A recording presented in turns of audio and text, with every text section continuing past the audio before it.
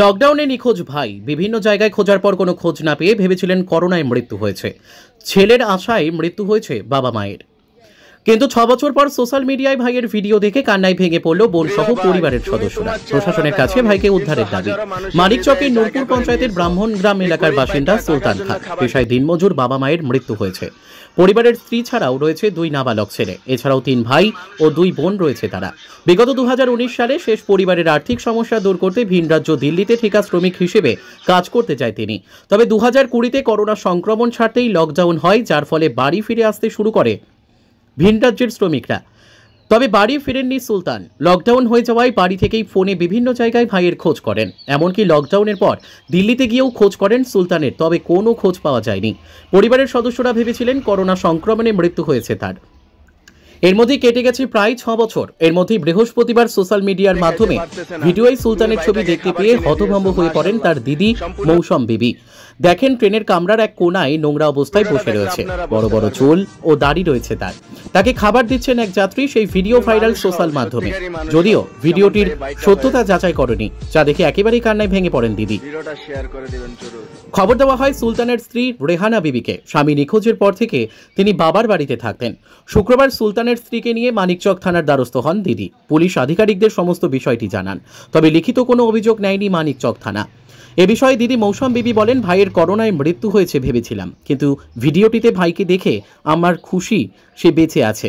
তবে সে মানসিক ভারসাম্যহীন হয়ে পড়েছে বলে অনুমান। আমরা প্রশাসনকে অনুরোধ করেছি তাকে খুঁজে বের করা হোক এবং বাড়ি ফিরিয়ে আনার ব্যবস্থা করা হোক।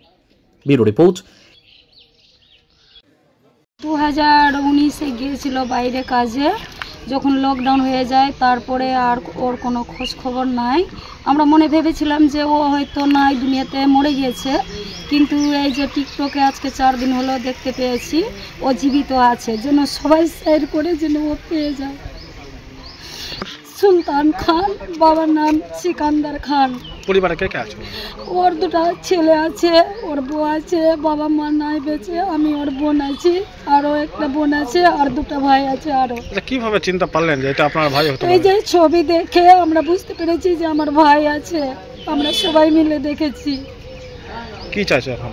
যেন সবাই খুঁজে ওই আমার ভাইকে আমাদেরকে দেয়, আমরা নিব আমার ভাইকে।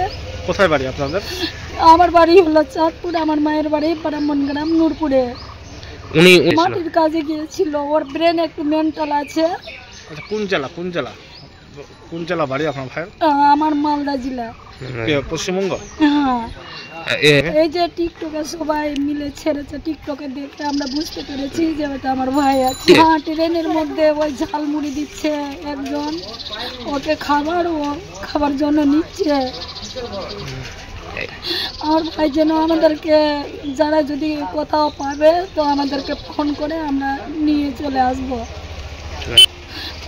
দিদি বাড়ি আমার চাঁদপুর, আমার মায়ের বাড়ি ব্রাহ্মণগ্রাম নূরপুর।